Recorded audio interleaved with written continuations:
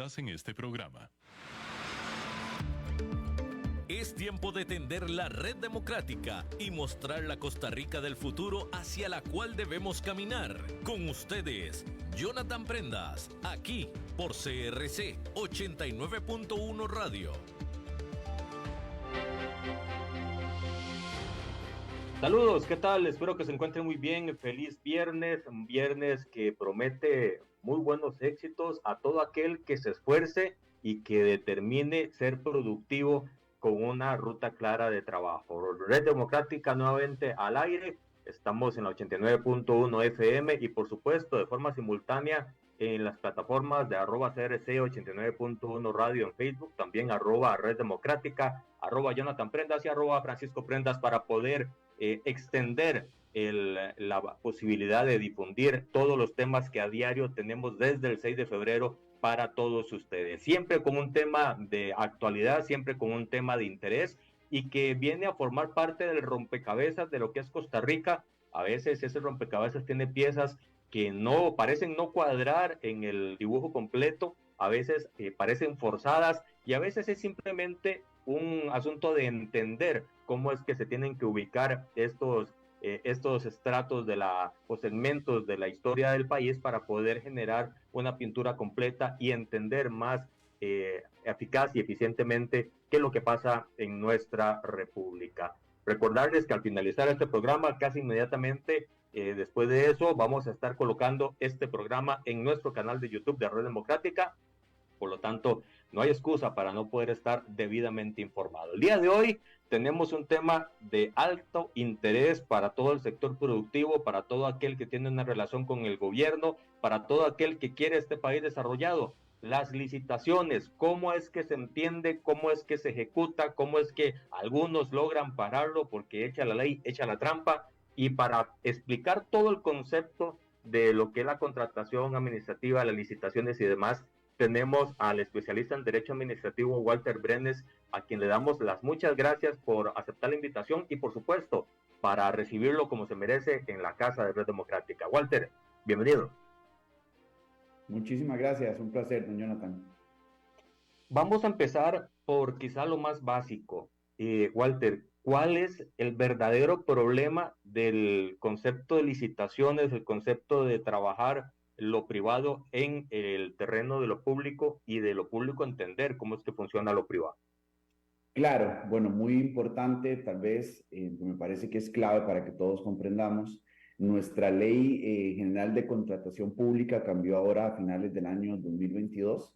Ahora ya tenemos básicamente dos bloques de lo que sería la forma en la cual se pueden manejar las contrataciones en este país. Por un lado tenemos lo que son la contratación de bienes y servicios, que básicamente, al igual que serían las contrataciones de obra pública, lo único que cambiaría es los montos estimados hasta donde básicamente se considera que una licitación podría ser o mayor o menor o reducida.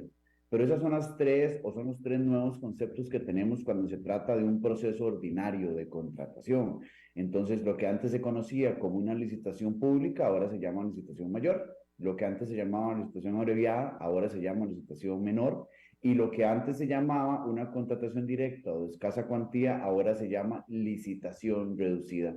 Y es ahí entonces a donde ya las personas tienen que estar claros de que no se maneja tal como se manejaba antes, que ya ahora, por ejemplo, los plazos se han reducido, ahora la forma en la cual se pueden hacer subsanaciones también ha cambiado un poquito, pero eso nos lleva a que al fin y al cabo, o en principio, la contratación debería ser un poquito más efectiva o eficiente, ¿verdad? Sin embargo, bueno, como usted bien lo decía y creo que todos lo sabemos, los cambios pues son un poquito lentos cuando se trata de legislación nueva, ¿verdad?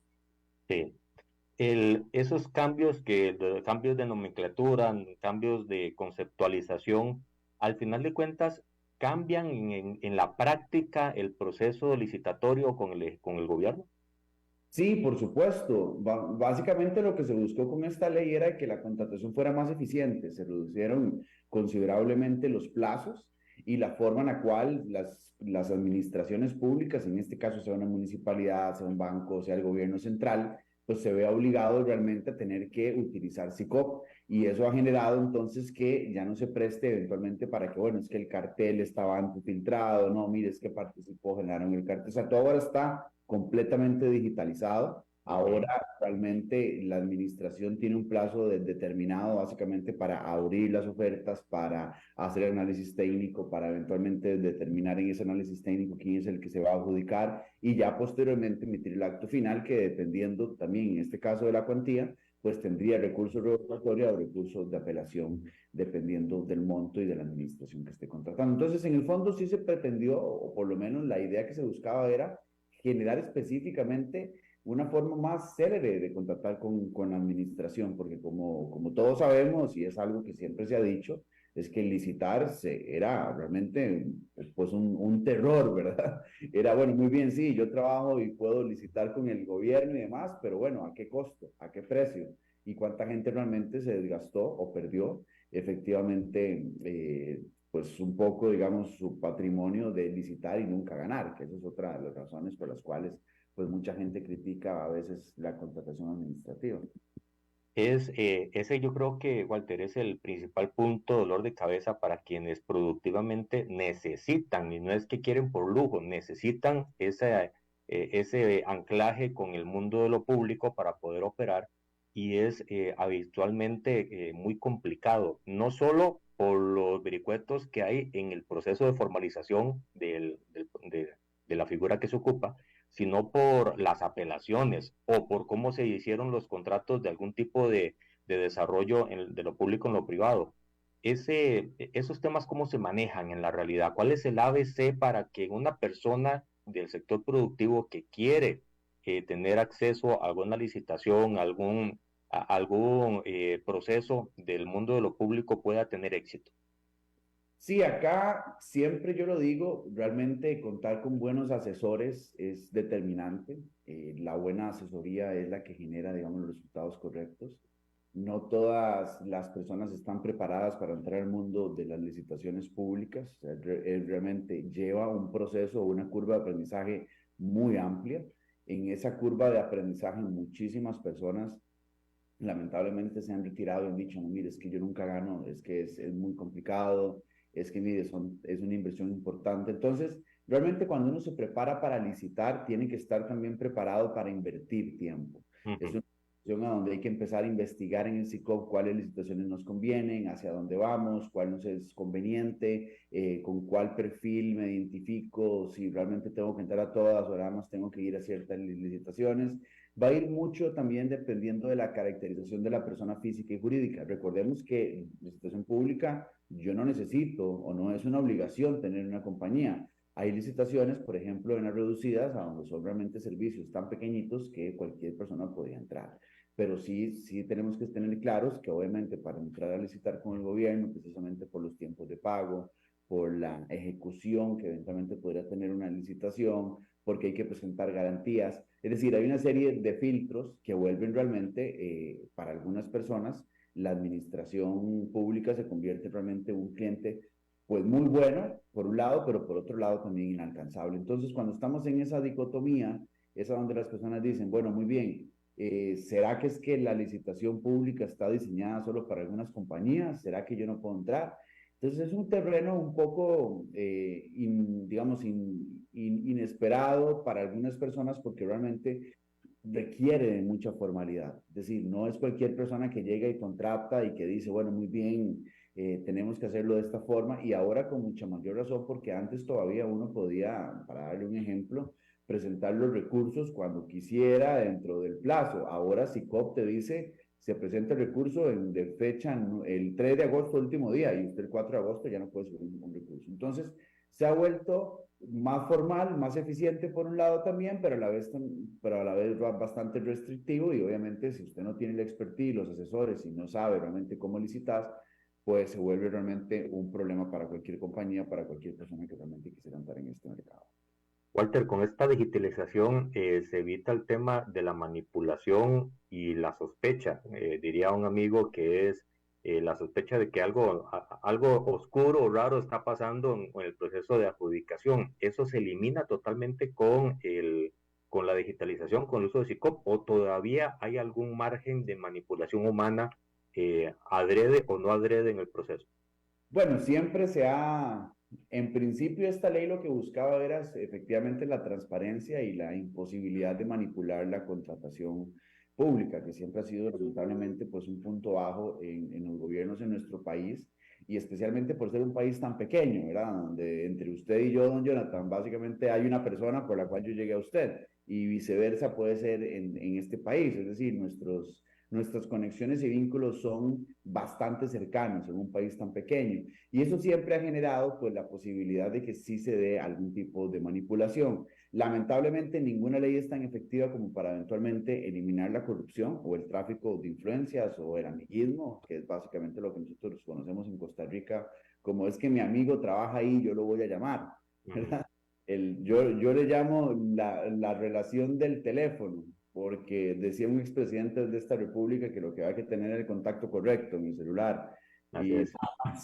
¿verdad? Entonces, no se elimina del todo. Evidentemente, pues todos quisiéramos que la ley fuera tan efectiva como que no se permita ninguna manipulación, pero lamentablemente siempre existe la posibilidad de que en una mesa de trabajo alguien diga, mire, nosotros necesitamos tal servicio y alguien en una mesa de trabajo diga, mire qué casualidad, mi primo da un servicio similar. Bueno, y pucha, qué dicha. Mira, Juan, vos le podés decir a tu primo Emilio que se nos ayuda a diseñar el cartel, porque es que nosotros no tenemos ni la menor idea de cómo diseñar ese cartel.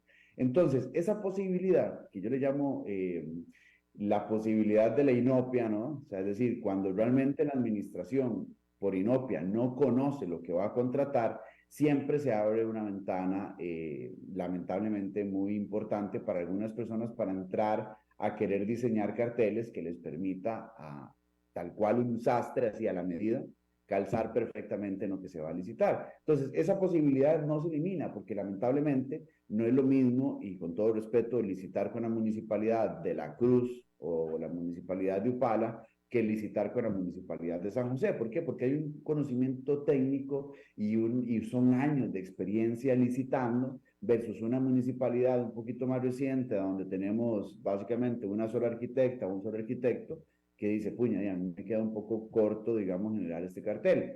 Y de ahí, bueno, que todavía sigue existiendo la posibilidad de un recurso de objeción para determinar de que efectivamente se busca favorecer a alguien, pero son miles de contrataciones mensuales. Entonces, es muy difícil tomar una muestra y llegar a decir, vamos a determinar si aquí se dio el fenómeno del amiguismo, o no, aquí intervinieron para diseñar básicamente el cartel. Yo creo que la posibilidad más latente sigue estando en el diseño del cartel. ¿Por qué? Porque el origen siempre va a ser lo fácil. Ya cuando uno presenta una licitación, y ahora con el sistema en SICOP, pues básicamente las posibilidades de manipulación en principio deberían ser nulas, pero todavía sigue existiendo esa posibilidad de origen. Y aclaro, no con esto quiero decir que en nuestro país los funcionarios por sí mismos sean corruptos o que les guste hacer tráfico de influencia. Yo pensaría, o espero no pecar de ingenuo, que en la mayoría de ocasiones lo que sucede es puña, no sé cómo contratar ese servicio. Y ahí es donde empiezan las llamadas, diría yo.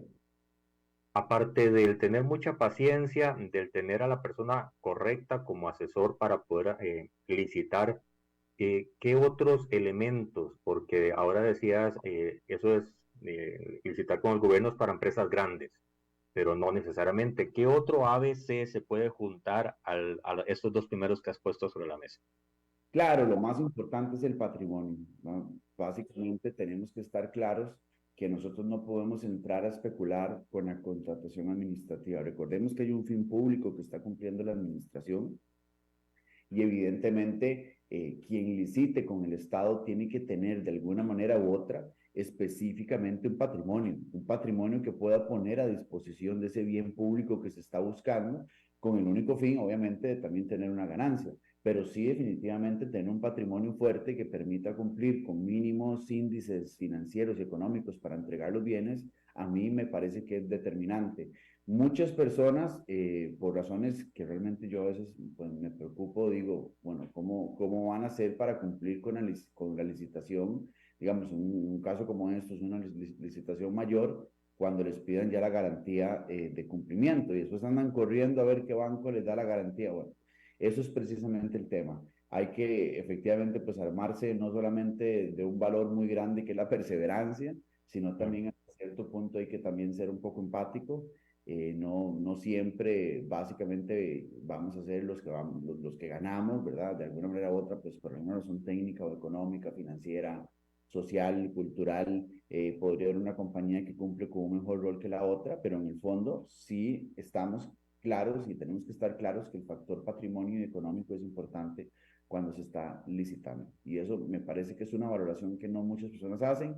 Y también, don Jonathan, yo creo que es algo que las personas también tienen que entrar a valorar.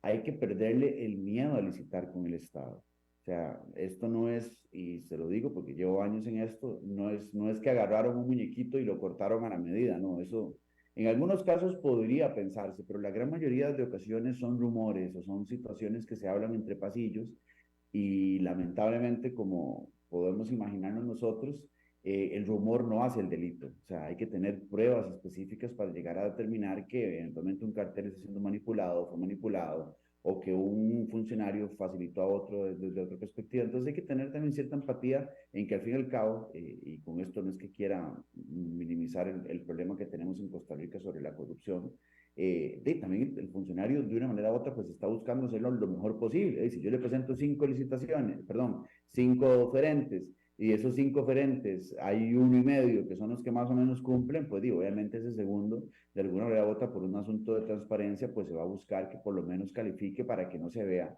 como que uno solo fue el que calificó y que terminó siendo, digamos, el adjudicado, ¿verdad? Entonces, para mí eso es un elemento importante, el patrimonio, definitivamente. Ahora es mucho más fácil licitar y lograr ganar con esta nueva ley. Es mucho más sencillo licitar. Antes era muy complicado porque había que salir corriendo, presentar antes de tal hora básicamente todos los papeles y todo hay que llevarlo impreso. Ahora el sistema permite de que usted pueda subir todo en línea. Y definitivamente una de las, me parece a mí, de las grandes victorias que tenemos en Costa Rica y que es de avanzada en Latinoamérica es que estamos volviéndonos un gobierno digital. Y eso es clave. O sea, esa posibilidad de que las personas puedan digitalmente acceder a las plataformas del gobierno y en este caso para licitar me hace, digamos, ese ruido positivo, ¿verdad? De que Costa Rica realmente está avanzando. Entonces es mucho más sencillo para una persona con su computadora, con sus insumos, digamos, en su oficina, poder cumplir con subir todo ese montón de papeles que antes nos costaba muchísimo en una plataforma digital y a partir de ahí avanzar en una contratación que yo diría que es básicamente o es completamente digital. Hay un tema, Walter, que es el otro lado de la moneda. Muchas veces se ve en los medios de comunicación de que hay empresas que apelan la adjudicación de una licitación o de algún proceso con el gobierno y se entraba todo el proceso de ejecución con el consecuente incremento en costos, con el consecuente no realización de obras o de servicios y que al final de cuentas se vuelve en un círculo vicioso de quién tiene la razón y todo el mundo apela. ¿Eso por qué sucede y cómo es que se logra? Como para poder entender el ABC de ambos lados, lo correcto de cómo se hace y cómo es que logran detener y frenar las cosas. Claro, bueno, ahora precisamente la ley que entró a regir a finales del año pasado, lo que busca es efectivamente tener la posibilidad como administración de rechazar aquellos recursos que son infundados, temerarios, que realmente no cumplen con algunos elementos mínimos de pleno derecho, decir, mire, no, inadmisible. Entonces, la ley es un poco más abierta en esa perspectiva para simplemente decir, ya no voy a permitir que cualquiera venga y me apele. Que lamentablemente lo que siempre ha sucedido, ¿verdad? Vamos a ver, tengo 5 oferentes y el oferente número 4 y 5 se le ocurre decir que ellos tienen un mejor derecho que el oferente 2 y 3. Entonces tengo al oferente 4 y 5 que muy posiblemente no tengan la razón apelando. Y entonces se suman 4 apelaciones, terminan en la Contraloría General de la República, que en su momento estuvo colapsado, y ya entonces lleva un proceso de 6, 8, 10, 12 meses básicamente en apelación y después intentan ir al contencioso administrativo para suspender el acto de adjudicación y para buscar la nulidad precisamente de esa adjudicación. Entonces, La ley vino a limpiar un poquito más o a generar unos límites, digamos, mucho más marcados en cuanto a qué podría ser un recurso que eventualmente sea admisible. Hay otro tema importante, don Jonathan, y esto es un error muy común en los colegas, en mis colegas que no tienen conocimiento básicamente sobre cómo se maneja la contratación administrativa.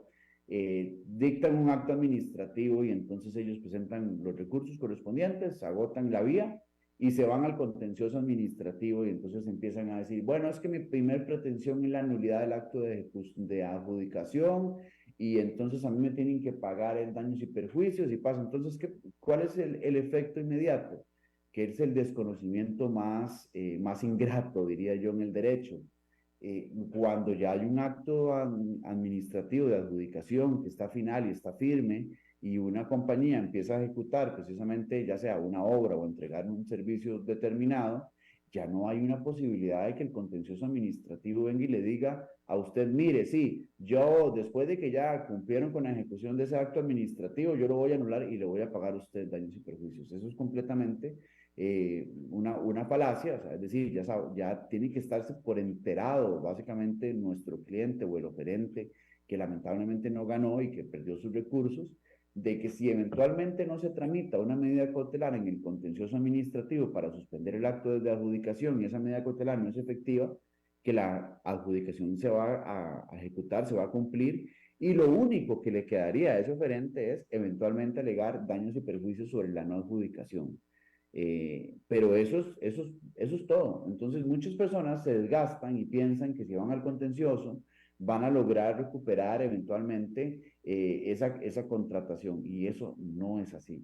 Una vez ya agotado, por eso también hasta cierto punto es un poco restrictivo, pero bueno, estamos buscando la eficiencia en la contratación, que cuando presenta un recurso de revocatoria, una licitación reducida y la municipalidad me dice que no, pues entonces básicamente ya repensar en ir al contencioso administrativo, invertir más patrimonio para seguir peleando por una adjudicación, pues se vuelve realmente una consideración importante dentro de una decisión ejecutiva para cualquier compañía. ¿Voy a invertir o no voy a invertir en presentar este contencioso? ¿Cuánto realmente ya he invertido hasta acá y cuánto perdí?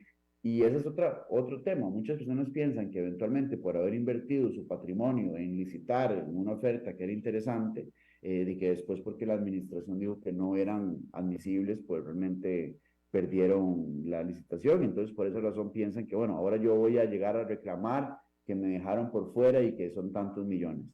Realmente el contencioso cuando se trata de licitaciones públicas es bastante reservado en las decisiones y específicamente en la determinación del cuántum o de la cantidad de cuánto se va a indemnizar. Y eso me parece que también es determinante a la hora de hacer el análisis o de llegar al corridillo rumor, ¿verdad? Ahí entre corredores que dicen, no, es que en licitaciones siempre que se apela se termina generando un ambiente para que yo eventualmente gane y me sea yo adjudicado. Eso es básicamente una falacia y es lo que tira a nuestro país en muchas ocasiones totalmente empantanado con licitaciones que están apeladas o presentados recursos que son completamente un sinsentido y que termina realmente atrasando única y exclusivamente la ejecución de ese bien que necesita el Estado.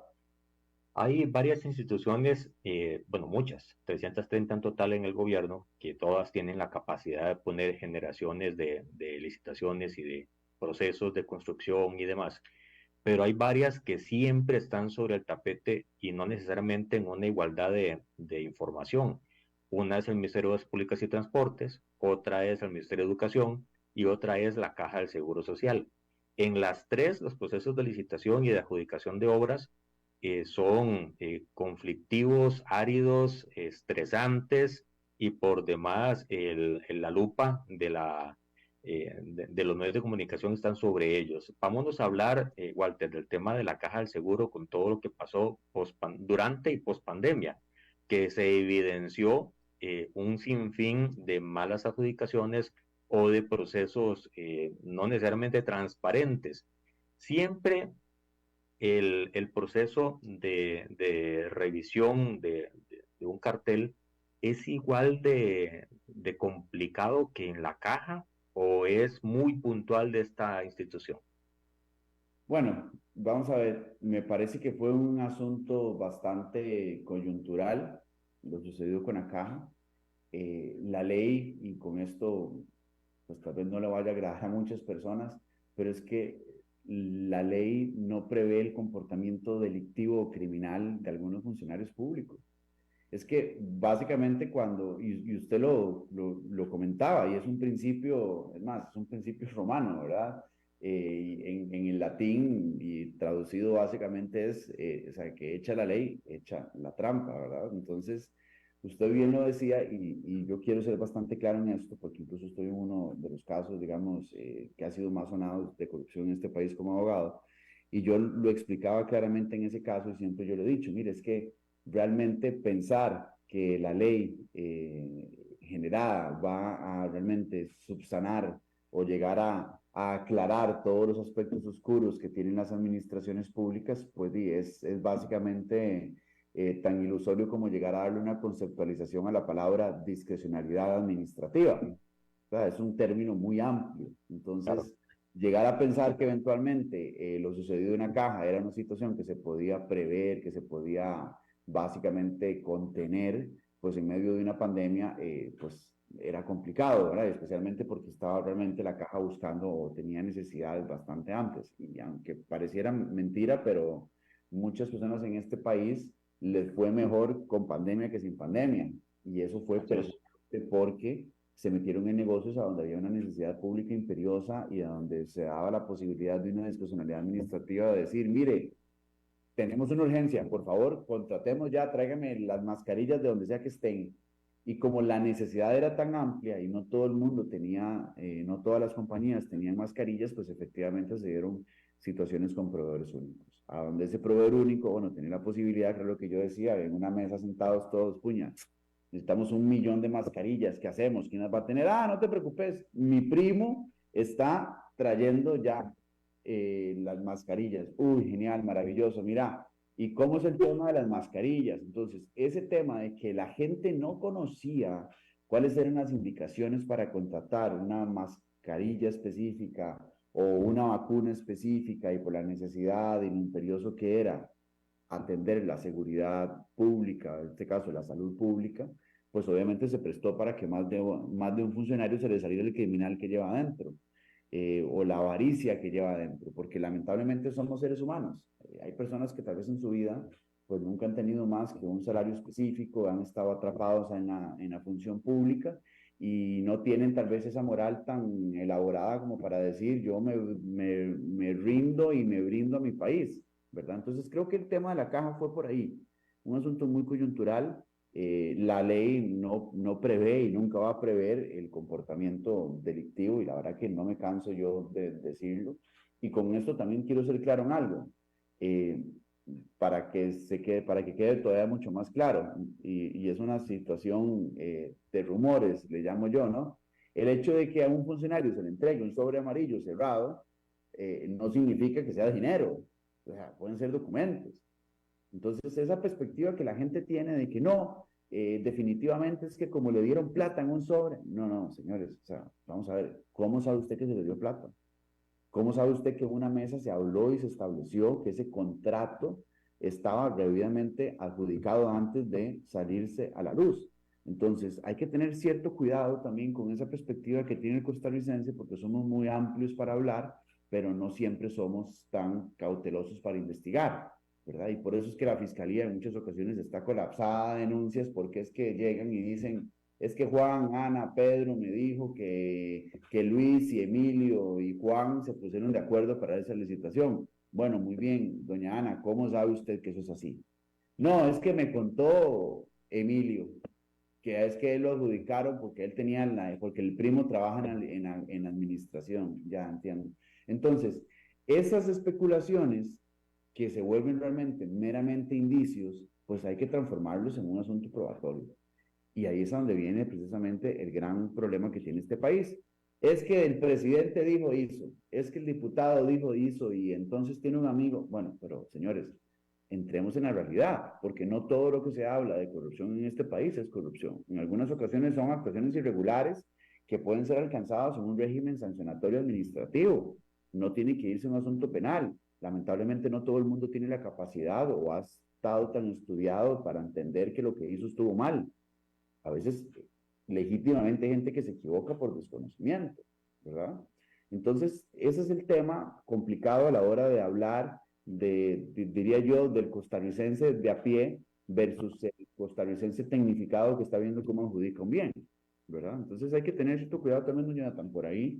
Yo sí quisiera pensar, aunque cada día pierdo más la fe, de que mi país es un país a donde el funcionario público se debe a la función pública y que no está pensando todo el día en ver cómo le roba al costarricense, ¿verdad? O a nosotros mismos, porque al fin y al cabo, pues el robo es directo a la bolsa pública, diríamos, en Costa Rica, ¿verdad? De que exista eso, pero sí, sí me gustaría pensar que hay funcionarios que legítimamente se equivocan, que nos asesoran, porque no solamente es un tema de la asesoría de este lado de la mesa, ¿verdad? De yo como empresa, sino que también del lado de la administración no hay una correcta asesoría y por eso estamos como estamos. Diría el vecino mío aquí en la esquina, Walter, es que estamos como estamos porque la gente que está en el gobierno es así, no sirve para nada, como dicen popularmente, ¿verdad? Pero no, en el fondo creo yo que es eso, ¿verdad? Hay que preparar a nuestros funcionarios, hay que informar a la gente, yo soy de una política que creo que Costa Rica ha dejado de aplicar,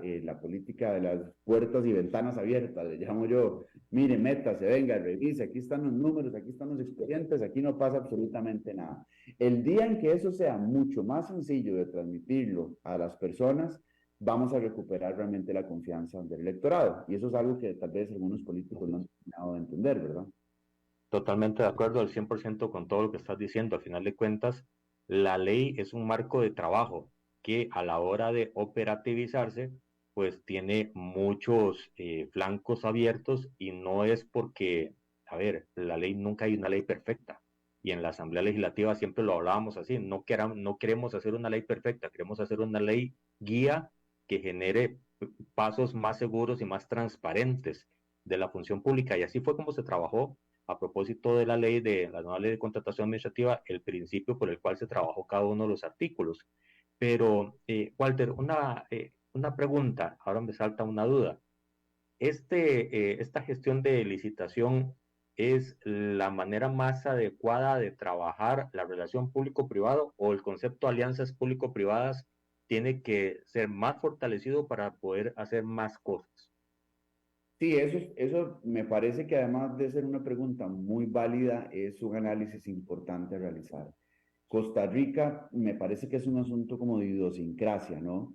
Cada vez que alguien habla de una alianza público-privada, inmediatamente como en el ser costarricense en esencia dice, ahí puede haber corrupción, Uh tengan -huh. mucho cuidado. Entonces hay mucho temor de entrar en este tipo de alianzas porque en el fondo se considera, y es lo que le decía, es un país muy chico. Entonces, ¿qué pasa? Ya se sabe quiénes están en el sector construcción, ya se sabe quiénes son los autobuseros, ya se sabe quiénes son los dueños de restaurantes, ya se sabe quiénes son los dueños de hoteles, ya sabemos quiénes están en las cámaras, ya sabemos quién es su CAEP. Entonces, a la hora de que se hacen planteamientos desde esta perspectiva, pues siempre surge ese temor a la alianza público-privada. Definitivamente hay bienes o servicios y hasta incluso obras que no pueden eventualmente ser vendidos por el Estado y que al Estado no le alcanza. Y entramos en el asunto lamentablemente más sonado y más delicado que ha tenido este país, que ha sido con el desarrollo de obra pública a nivel de carreteras. ¿Y por qué lo digo? O sea, y no es un tema estadístico tampoco, es un tema de percepción. El caso de La Trocha, por ejemplo. El caso básicamente Cochinilla, el caso Diamante. O sea, han sido obra pública en carretera que terminó lamentablemente metido en un tema de corrupción, de peculado, de cohecho, de prevaricato y de beneficios y de ayudas para ciertas personas, por lo menos supuestamente así se considera en estos casos, que al fin y al cabo llega uno al punto de llegar a considerar y decir, bueno, es que lamentablemente entonces pareciera ser que la tanta cercanía entre un gobierno y las empresas podría eventualmente considerarse de pleno que correspondería a una posible corrupción o corrupción segura, ¿verdad? Ahí es a donde hay que trabajar. Por ejemplo, nosotros si algún día este país ha pensado o consideraría eventualmente el diseño de un tren eléctrico, por ejemplo, como fue el tren, tiene que tener una consideración importante. Nosotros no tenemos el dinero como país para la construcción de un tren eléctrico. nosotros no tenemos el dinero para la construcción de algunas carreteras. Entonces, ¿qué tenemos que considerar o qué es la balanza que tiene que hacer cualquier gobierno de esta república? Aunque sea ahorita que está el señor Chávez o antes que estuvo Carlos Alvarado o cuando estuvo Luis Guillermo, así sucesivamente hacia atrás. ¿Cuánto nos va a significar o nos va a implicar suscribir un crédito para la construcción de una obra pública y cuánto me podría me ayudar explorar una figura como la del gestor interesado que tenemos en el aeropuerto o eventualmente una concesión como la tenemos en la Ruta 27? Son situaciones de conveniencia, oportunidad y necesidad que tiene este país, lo que va a determinar si vamos a entrar sobre una alianza pública-privada o si efectivamente el régimen ordinario o específico de la Ley General de Licitación podría eventualmente resolver el problema. Entonces es más un tema, como diríamos en casa, de presupuesto, ¿verdad? Y una vez, siempre yo lo he dicho y no olvido las palabras de un querido amigo, ex fiscal general de esta república, que siempre me dijo, Walter, en Costa Rica nosotros trabajamos con pobreza y no con presupuesto. Entonces es lamentable, nosotros no somos la Suiza centroamericana como solíamos serlo, o sea, Costa Rica ha perdido mucho terreno en competitividad con otros países a nivel mundial y específicamente en la región. Entonces esta pequeña Suiza, que estamos rodeados de montañas, de un verdor impresionante, de un azul en el cielo, en el océano y de que vivimos realmente de nuestra biodiversidad, ha perdido terreno. Y eso ha sido precisamente porque las malas experiencias, que han sido pocas, pero han sido tan visibles, han generado que, por ejemplo, tengamos un caso como el cementazo, tengamos ahora toda una situación que cualquier esquina la gente ve corrupción, y eso obviamente hace que las personas le pierdan entonces cariño a la figura de las alianzas público-privadas. Yo sí soy digamos, del criterio que eventualmente bien manejada una alianza público-privada puede ser muy efectiva. Nosotros no podemos cerrarnos a esa posibilidad, hay que respetar el marco de legalidad de nuestro país. A mí me gustaría seguir yéndome a dormir tranquilo pensando que el funcionario público, mientras que yo duermo, es un ángel y no un demonio, pero a veces no sucede así, ¿verdad? Tenemos gente que realmente pues, se acuesta soñando en hacer el mal y se levanta haciendo el mal, pero hay otros funcionarios que realmente, que los he conocido, que los he visto, han sido personas determinadas realmente a colaborar y a darle pues un nuevo amanecer a este país, ¿verdad? Entonces creo que también en esa línea puede ser que se haya, digamos, se le haya dado como una posesión muy demoníaca, digamos, a las alianzas públicas privadas, pero definitivamente este país para ciertos temas tiene que explorar en esa línea. Estamos en Red Democrática conversando con el abogado experto en Derecho Administrativo Walter Brenes sobre el tema de las licitaciones, cómo se hacen, cómo está funcionando la nueva ley, cuáles son las formas para poder detener el adecuado ejecución de un proceso licitatorio, y ahora estamos conversando el tema de ir a algo más especializado que son las alianzas público-privadas. Eh, Walter, ¿estamos ahorita a nivel administrativo en la mejor versión para desarrollar el país o estamos lejos de esa mejor versión del derecho administrativo para poder sacar al país adelante? Bueno, hace más o menos como, me parece, un par de semanas, el Tribunal Contencioso Administrativo tuvo una reorganización importante y esa reorganización está apostando un poco a poder liberar más, digamos, el tema de las demandas contra el gobierno y sus instituciones. Entonces creo que tal vez eso puede ser un buen aliciente. Lamentablemente nuestro país se ha vuelto un país muy litigioso. Las personas han encontrado, digamos, un nicho importante en tener que litigar contra el gobierno para alcanzar resultados o objetivos. Así que un deporte. Eso es sí, bueno, para mí es una forma de vida. O sea, para mí que alguien me llame y me diga que quiere demandar al gobierno es mi día a día. Como puede ser para cualquier persona levantarse y salir a correr, para mí que me llame alguien y me diga, Walter, mira, tengo que demandar al gobierno, y yo le digo, sí, por supuesto, te entiendo. ¿Por qué? Porque lamentablemente, por más de que cambie la estructura, digamos, de gobierno, ¿verdad? Que tengamos un nuevo gobierno, un gobierno diferente, un partido diferente, siempre pues la administración pública va a tener un criterio completamente diferenciado de los intereses privados. Y eso no es un pecado ni un delito, pero sí realmente me parece que la Costa Rica que todos quisiéramos es una Costa Rica que no se ha construido. La Costa Rica del diálogo no existe, la Costa Rica de las puertas y ventanas abiertas no existe, y eso ha generado que nuestra Costa Rica sea una Costa Rica que está completamente frenada. Y lo digo en general, no porque tenga, digamos, ningún tipo de problema con el presidente Chávez, respeto su forma y no la comparto en algunas cosas, pero es un tema que en el fondo, por supuesto, dependiendo de la línea que lleve el gobierno, pues así va a ser básicamente el impacto que va a tener en sus ciudadanos. Y me parece que un gobierno que no dialoga, que golpea la mesa, pues obviamente va a aumentar el rating de demandas, ¿verdad? Y esto es básicamente como que pensemos, y para dar un ejemplo de una persona que admiro muchísimo, por ejemplo, la boxeadora Yocasta, o sea, Basta. de repente ella, entre más arriba está digamos, en las posiciones para eventualmente pelear por un título mundial, pues obviamente más atractiva se va a volver para otros peleadores. Pues básicamente así se entiende en este gobierno. Entre más arriba vaya el gobierno a golpear, pues más arriba también la gente va a querer ir a golpearlo. Entonces, eso es un principio básico que hasta diríamos bíblico, ¿no? O sea, es decir, si hay una agresión, la gente responde con una agresión.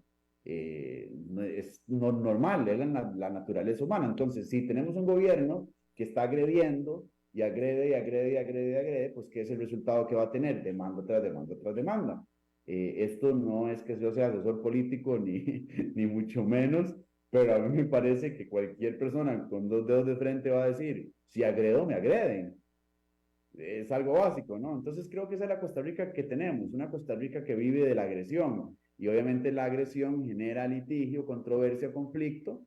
Y lamentablemente para esta sociedad, pues hay personas que vivimos de los conflictos. Y esos somos los abogados. Y por ahí empieza toda la cadena de problemas de este país. En 34.000 abogados empieza el verdadero problema que tenemos.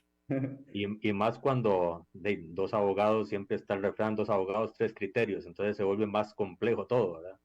Claro, por supuesto, y lamentablemente hay una muy mala formación profesional en este país, la academia no es funcional y los vacíos de una persona con título de abogado y desconocimiento en la materia genera realmente problemas más graves, porque entonces es como básicamente darle un arma a una persona que no sabe disparar. Llega un punto donde tienen que tener uno tanto cuidado que no solo le puede disparar a un tercero, sino que también hasta se puede disparar a esa misma persona. Entonces, ese tipo, digamos, de dinámicas a donde tenemos un país con una cultura de formación de abogados, como si esto fuera realmente una panadería, genera realmente una calidad de pan que no es el que todo el mundo quiere comerse. ¿Qué hace falta para tener la mejor versión? Ya estuviste hablando de los problemas, de los síntomas y de algunas manifestaciones del qué pasa con lo que tenemos, pero en estos minutos que nos quedan, 8 minutos aproximadamente, Walter, dibujemos la propuesta que en el imaginario de Walter Brenes existe sobre la mejor versión, cómo llegar a la mejor versión del proceso de desarrollo del país, ya sea con licitaciones, ya sea alianza público-privada, sin importar cuál es la figura, cuál es el menú para poder llegar a la mejor versión de la Costa Rica que queremos. Puede que suene un poco, digamos, podríamos decir, tal vez inocente, pero definitivamente para mí hay dos valores que Costa Rica ha perdido y que son los que tenemos que recuperar y que incluso podría hasta malinterpretarse, pero es lo que tenemos que hacer. Necesitamos transparencia y diálogo. Es decir, la falta de comunicación entre las personas que licitan con respecto a lo que las municipalidades, el gobierno central, las instituciones, esas 330 administraciones que salen a licitar, el hecho de que no exista diálogo, no exista comunicación, no exista realmente transparencia en evidenciar qué es lo que realmente se está buscando, lo que genera la controversia. Esto es casi como si fuéramos una familia, es decir, si mamá y papá pelean, pues obviamente van a producir hijos que pelean.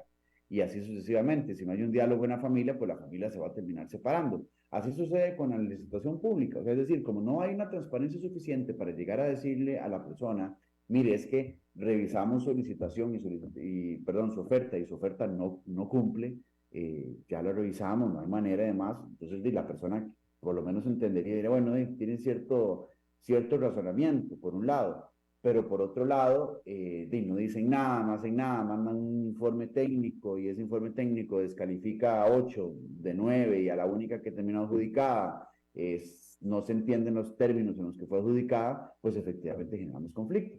Entonces, esa falta de transparencia entre la administración y los administrados, en este caso los futuros contratantes y contratados, pues genera evidentemente que se pierda el diálogo y que sea realmente una situación de conflicto. Entonces, sí, yo sí creo que la ley es buena, es innovadora, vamos en un punto, digamos, a una Costa Rica más moderna, pero sin transparencia y diálogo vamos a seguir en los mismos problemas que hemos tenido siempre. Y bueno, usted que fue diputado lo puede tener aún mucho más claro que yo.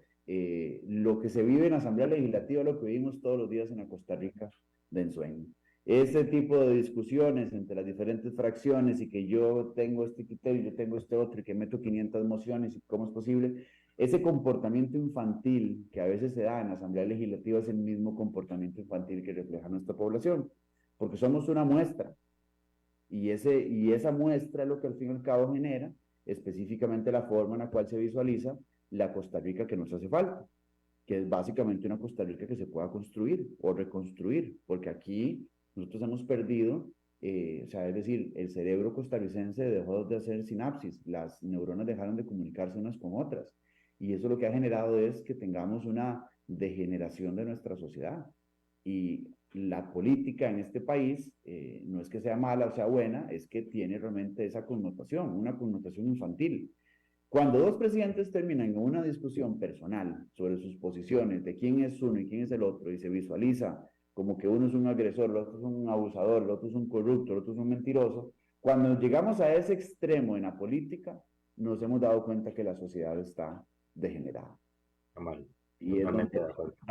porque cuando uno llega y dice, yo necesito realmente un presidente que me represente porque tiene conocimientos, porque sabe proyectarse, porque va a poder resolver, y se le analiza por sus capacidades, posibilidades, virtudes y defectos, pero como persona, tomando el mando de un país, o como diputado tomando digamos, esa responsabilidad de generar leyes y hacer un control político, ese va a ser el momento en el cual vamos a entender que Costa Rica se ha recuperado. Pero mientras sigamos en estas discusiones de que un periodista le tira, que el presidente y demás, y que los diputados se pelean unos con otros, y que la otra siente que es la dama de hierro costarricense, o sea, temas de ese tipo, y no me refiero específicamente a nadie, o sea, lo hablo en general, o que alguno quiera ser el Guasón y el otro quiere ser el Spider-Man costarricense, ¿verdad? Porque hay más de uno que le encanta subir edificios.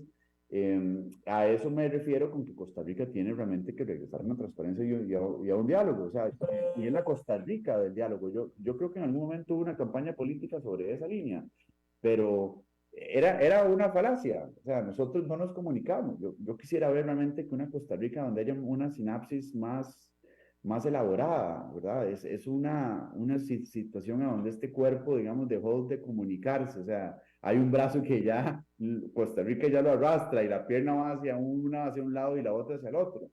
Y eso es lo que aplica básicamente en contratación administrativa, o sea, hay que tener la apertura para poder hablar con la administración, pero de una forma transparente. Y relacionado con esta apertura y transparencia, y la última pregunta del programa, Walter, ¿los recursos públicos se usan adecuadamente, sanamente, eficientemente en los procesos de licitación y en los procesos de ejecución y desarrollo? Esa pregunta, por así decirlo, es un poco capciosa, pero se la voy a contestar de la siguiente manera.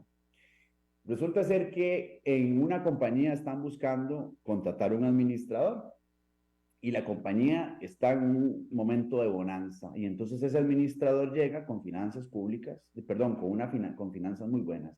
Hay mucho patrimonio para crecer la compañía. Y ese administrador, hay dos perfiles, hay un perfil de un administrador que es un poco más reservado en la forma en que invierte y hay uno que simplemente quiere gastar todo el dinero para hacerlo crecer de la forma más rápida posible. Eso es lo que pasa precisamente con los recursos públicos. Con los recursos públicos, la administración está buscando, por un lado, administraciones que tienen mucho presupuesto, contratar de una forma específica y elevar realmente sus contrataciones a otro nivel y hay administraciones que son muy reservadas y que no tienen el presupuesto. Y va a depender de la cabeza que tenga esa administración, ya sea en su proveeduría o en los recursos que sean destinados para llegar a determinar. Entonces, es mucho un ejercicio discrecional dependiendo de la persona que esté. No todas las administraciones son malas, no todos los administradores son malos. Hay casos muy hipotéticos y muy específicos y definitivamente las finanzas se ejecutan dependiendo de la persona que está armando de ellos. Y termino nada más con esto, don Jonathan. Yo sí creo, y eso es algo que tal vez ya se ha discutido en este país, la perpetuidad, digamos, o el mantenimiento de una persona durante muchísimos años en un mismo puesto es lo que genera o ha generado que Costa Rica se vuelva una Costa Rica tendiente a la corrupción. Entonces, con esto no quiero decir que la continuidad de una persona que lleva 30, 40 años en un puesto sea mala, pero sí en algunas ocasiones eso es lo que ha generado precisamente el tanto conocimiento de la computadora que se administra o que se maneja, que terminemos realmente en casos a donde dicen, sí, claro, es que tenía 20 años, ya al año número 10 ya él sabía hasta dónde estaba el interruptor que no existía, ¿verdad? Debajo del escritorio. Entonces, cuando ya usted llega a un punto donde se conoce tanto la administración de arriba abajo, es cuando las cosas empiezan pues la gente se empieza a poner creativa en el ejercicio de los usos de los recursos. Básicamente llegan a interpretar la ley a criterio personal. Totalmente. Y ese criterio personal que yo no lo descarto, o sea, yo soy una persona muy analítica y pienso que las carreras profesionales en este país tienen que abocarse al análisis y a la creatividad de su desarrollo, pero eso no da tanto como para que una persona se vuelva criminal. Ahí, eso viene en cada quien. Lamentablemente hay una ciencia muy complicada y algunas personas en el fondo pues nacieron o se desarrollan en su infancia, adolescencia y edad adulta, se van para el lado oscuro, diríamos, ¿verdad? Pasan de la luz a la oscuridad y eso es algo que lamentablemente, por más de que existan leyes y que esté regulado en nuestro país, digamos un país democrático, pues no podemos evitar. Siempre habrá alguien que se va a desviar del camino. Walter Brenes es especialista en Derecho Administrativo. Walter, ¿dónde te pueden encontrar para poder pues hacer cualquier consulta que así lo dispongan? Claro, genial. Mi correo electrónico, que es la W de mi nombre, Brenes, que es mi apellido, @ E de Esteban, L de Luis, A de Antonio, W de Walter y F de Fernanda.com. Y laf.com. Ese es básicamente mi correo electrónico. O me pueden seguir en mi red social en Facebook, que ahí prácticamente tengo todas mis noticias y todo lo que hago en mi trabajo, que es Walter Brenes. Ahí me pueden encontrar. Perfecto. Muchísimas gracias por estar en este capítulo de Red Democrática. Muchas gracias, don Jonathan. Un placer. Un placer para mí también. Y recuerde que aquí sumamos voces, perspectivas, opiniones y por sobre todo las sugerencias para fortalecer la Costa Rica en la que usted y yo vivimos. Recuerde que la consigna es hacer la mejor versión del país para poder heredarla a nuestros hijos y a nuestros nietos de la mejor manera posible. El próximo lunes los invitados especiales van a ser los de la Cámara de Industria Alimentaria, CASIA. Don Juan Ignacio Pérez estará con nosotros comentándonos todos los pues, pormenores de cómo es que se desarrolla, cómo sobrepasaron el tema de la pandemia en la industria alimentaria costarricense y qué está pasando en este momento en Costa Rica sobre ese tema. No se lo pierda porque va a estar muy bueno. Hasta la próxima, si Dios así lo permite.